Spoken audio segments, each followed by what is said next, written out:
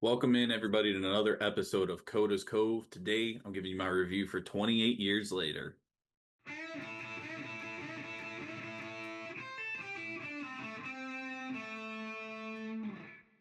All right, so 28 Years Later is a movie that has been quite a long time in the making.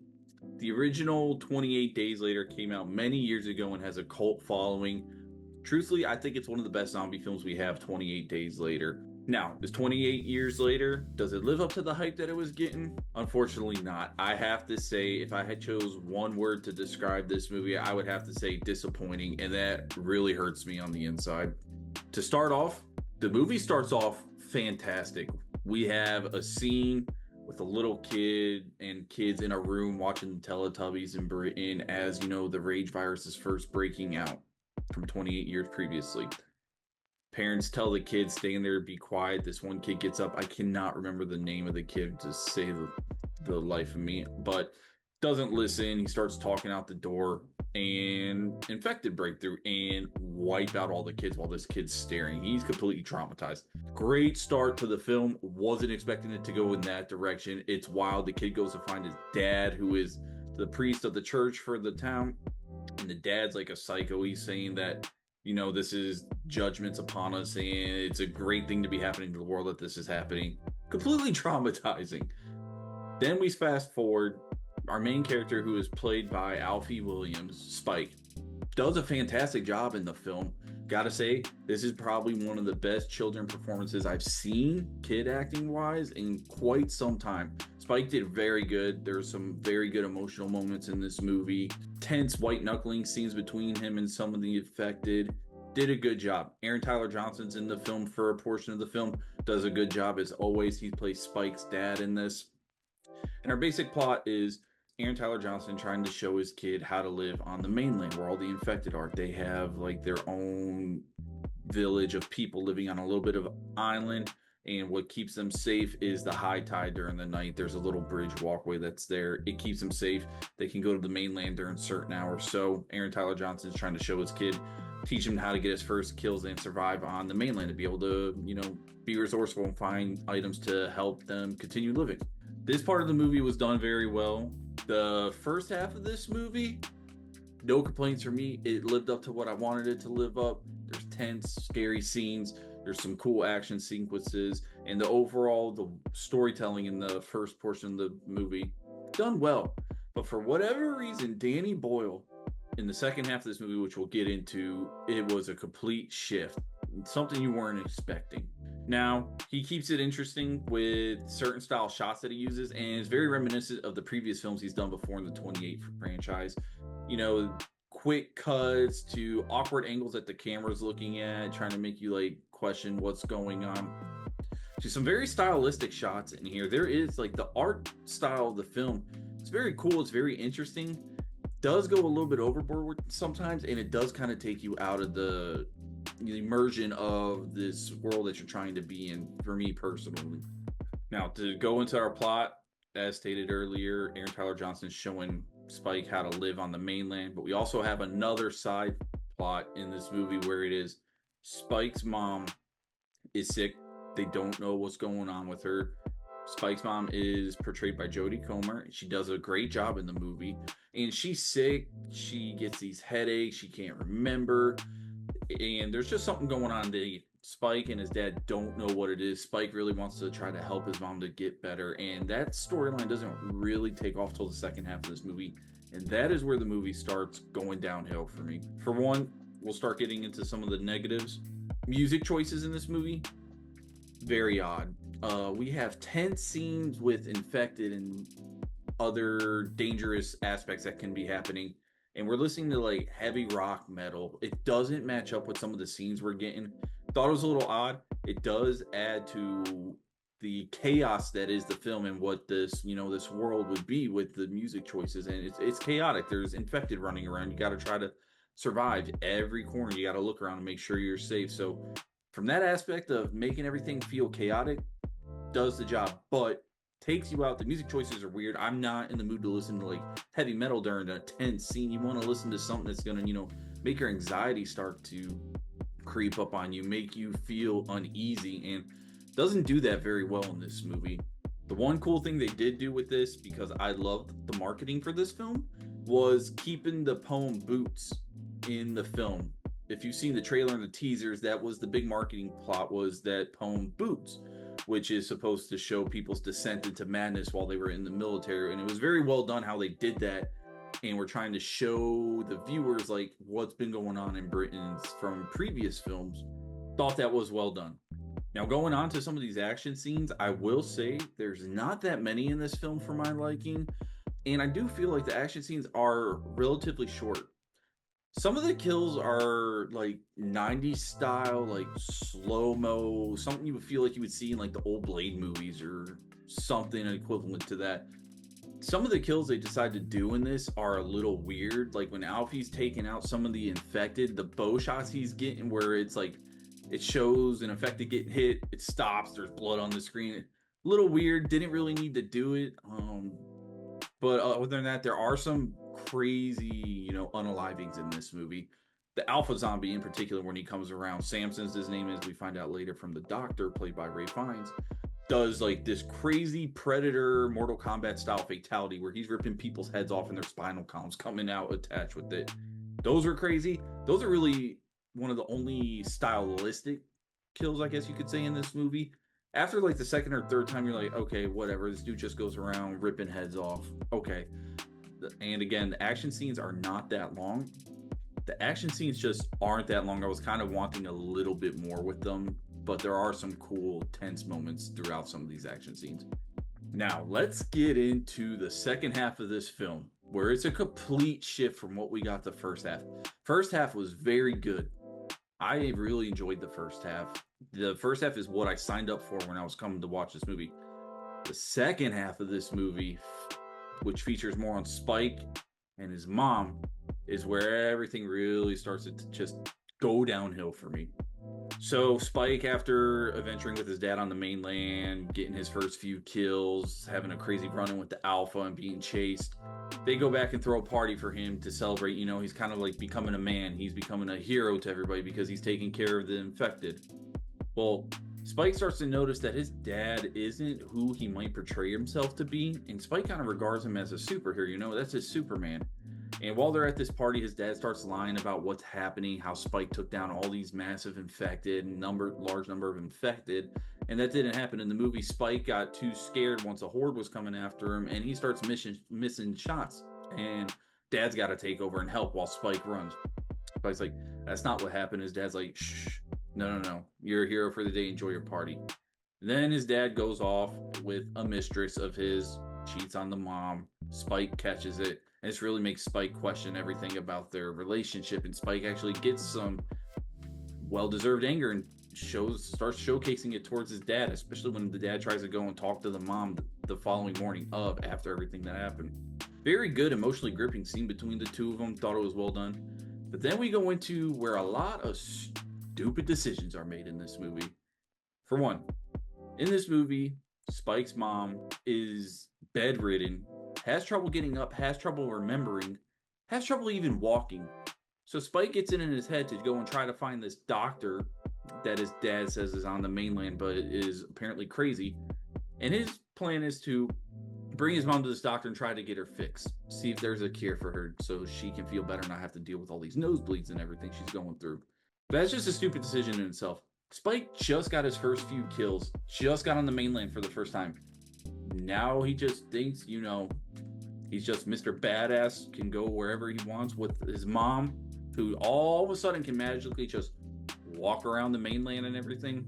It's hard to believe that plot point. It was very stupid, and it just continues to descend into crap after that.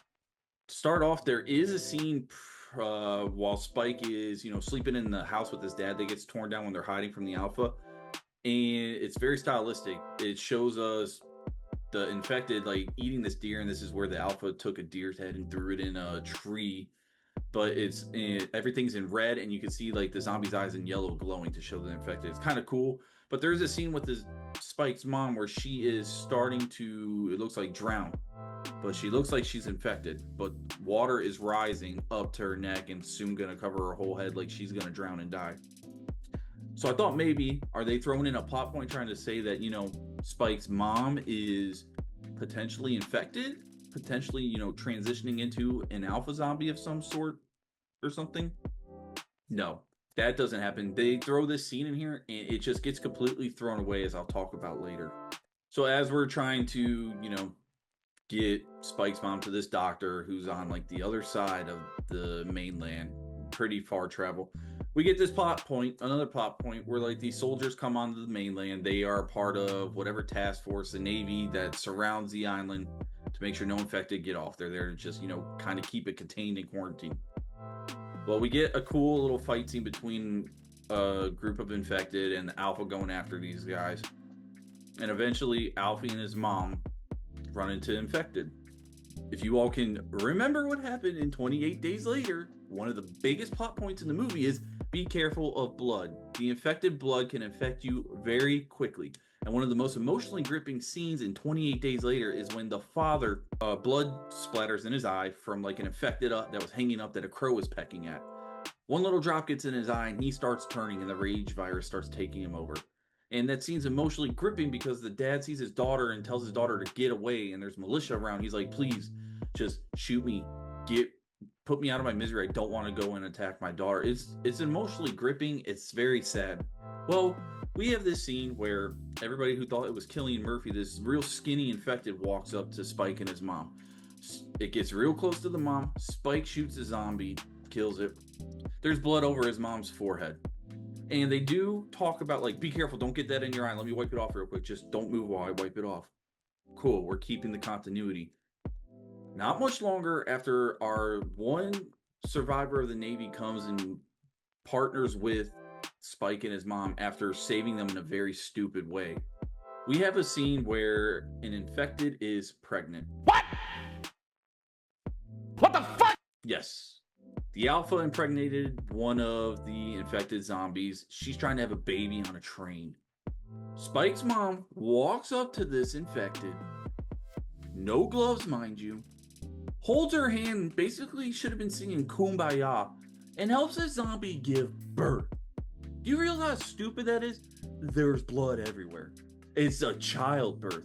She's helping with no gloves, and it's a freaking zombie, and she's just cool with the zombie. They get the baby out. Baby's not infected. They cut the placenta, wrap the baby up. And then, what do you know? Zombie mom turns back into her normal zombie rage and tries to go after the mom. And then this dude from the Navy shoots this zombie up yet again in this small compacted train car, splattering blood everywhere. Now, all of a sudden, the blood isn't a problem. And we're just breaking continuity for no reason. There's so many stupid decisions that happen in this movie like that. As I was talking about earlier, the guy from the Navy that meets up, I think his name's Eric, meets up with Spike and his mom as they're being chased by the horde of zombies they were previously dealing with in the field to a gas station. Now, because the gas station's been abandoned for so long, there's gas and fumes in the air. Spike and his mom get in there. This Eric opens up like a roof hatch. And to help them, he shoots his fully automatic weapon into the gas, which, yes, the place ignites up in flames and like pretty much explodes. But you know what? Spike and his mom are okay because in school, they learned the golden rule. If there's a fire or you're caught in flames, what do? You hit the floor, you stop, drop, and roll. Yeah, that saves them from the explosion that happens literally right by them. If you just go prone on the floor, the flames can't catch you. What? So yeah, now we get to the part where it gets really stupid. Ray Fiennes shows up. This is the doctor that Spike's been looking for. After this train situation, Eric gets caught up from the Alpha, backing up after shooting the zombie because he wants to shoot the child because he thinks the little baby's infected. Alpha's not having it, rips his head off as a trophy. Now he's chasing Spike and his mom. Ray Fiennes shoots Samson, the Alpha zombie, with a dart, puts him to sleep. That's cool. Saves him. Comes up to them. His skin is basically stained from iodine because he states the infected don't like iodine, so he rubs it all over his skin. Okay, cool. But instead of, I don't know, once this Alpha zombie's just incapacitated, be a perfect time to, eliminate him. Get rid of him while you can. What do? They walk off to Ray Fiennes' little, sanctuary spot is where this little memoriam thing comes into play. So basically, they walk. Ray Fiennes states the reason why he has to walk across the water and the rapids and the current where he's at is because it helps keep the infected out. Yeah, okay, bud. We get in here and it's basically Ray Fiennes explaining to Spike that these towers that he's building of skulls are to remember those that have died. And there's a very beautiful message that comes in this part of the movie. The doctor checks out Spike's mom. It's no infection or anything like that. She has cancer and it's metastasized and she's dying. So this is like one saving grace of the film for me. The message they bring about that has to do with, love and death, and how love is like accepting death, but when people die, the love you have for them help keep memories of them alive and all that. It is very beautiful. It's very touching.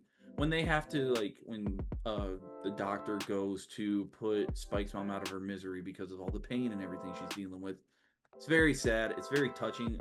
They do something a little stupid though when the doctor is showing Spike how he makes the skulls and puts them up where they need to go. It's like a whole segment of him showing what's being done, waiting for the water to boil so you can get the skin and the hair off so you can clean the skull. Well, out of nowhere, Spike's drugged up from a dart, so he's not fighting back, and it allows his mom to go ahead and get this over with.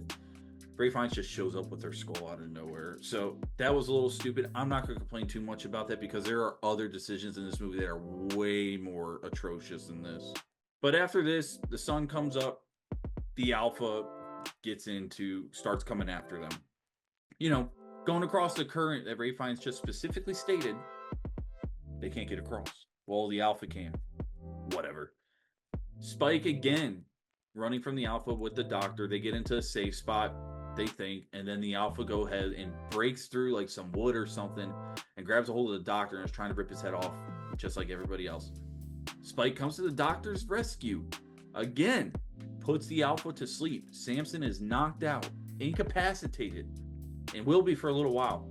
And it's probably more, what's the word I'm trying to look for? Open to attack right now because the way he's laying, he's lying down on the ground. What do? We run away. The doctor tells Spike to go on his merry way with the baby from the infected.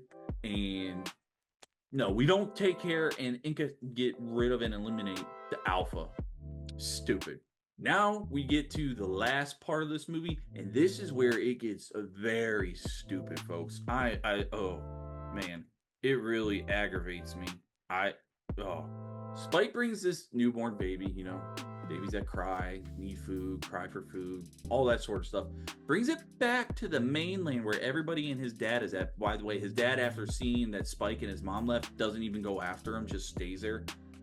Spike puts the baby up on the wall, hangs the baby up so she's safe, and waits until, the next morning so everybody can grab the baby, writes a note for the dad and everything saying, don't come look for me. I'm doing my own thing.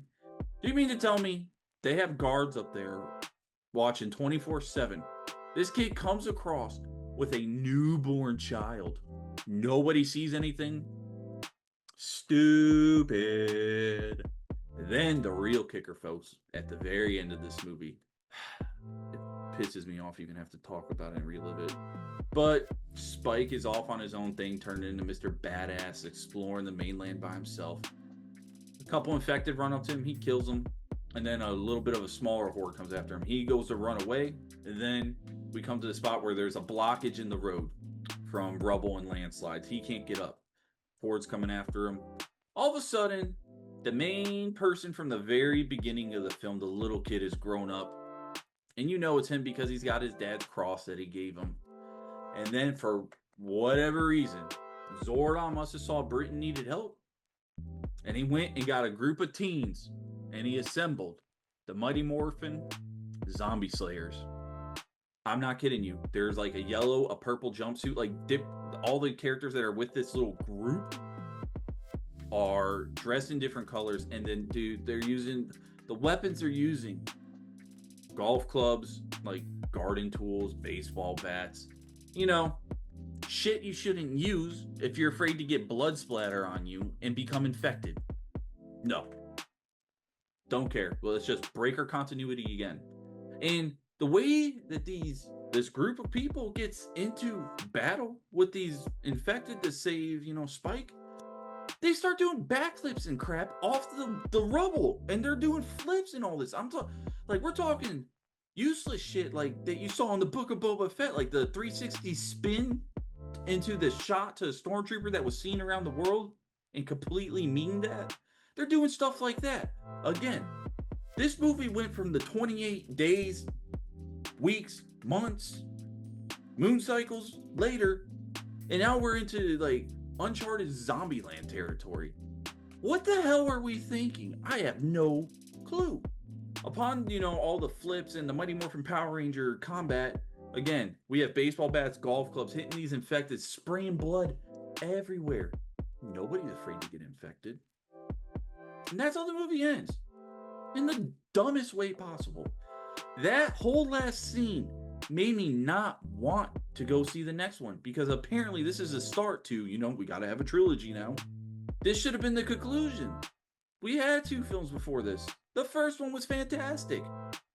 The best one in the series. Some of the most, hair-raising, scary, tense scenes I've ever seen. That scene where Cillian Murphy walks into the church and the 2 zombies look at him and just stare, and then the pastor zombie comes out, that was nightmare fuel. We had one real scene that was pretty much nightmare fuel, and it's when Spike fell asleep guarding his mom and the fat crawler crawls up to her. Which, by the way, that's another plot point that I thought maybe the mom was transitioning into an alpha or was infected. She wakes up from a coma in her sleep and saves her son by bashing this fat zombie's head in. And then all of a sudden she can't walk and is useless again. These decisions were stupid. They pissed me off. So to give my rating for this movie, I'll be honest, I'm really stuck between a 4 and a 5. I'm probably going to be nice and go 5 because the first half of this movie, really liked it. Enjoyed it very much. Second half, complete garbo. But the scene between the mom having to pass away with the doctor and just the way they went about that message of death and love gives it a few points to keep it going to a 4. Other than that, this movie's disappointing. It's average, almost below average. I've seen worse. I've seen better. Do not go to the theater to watch it. Save your money. Wait till it comes out on streaming. It's not worth it. There's going to be other stuff better in theater. F1 just came out, which I saw. Great. That's a movie you want to go see. Go to IMAX. I'm telling you, spend money to go see that in IMAX. Yeah. Disappointed. Underwhelmed. Meh. And stupidity. Those are the words I would use to explain this movie. All right, so let me know. If you went and saw 28 Years Later, what did you think about the film? Comment below, let me know. And hey, if you like the content, please go ahead and leave a like, subscribe, and be a friend. Tell a friend to come on down and join the Cove, baby, because the water's fine. Thank you.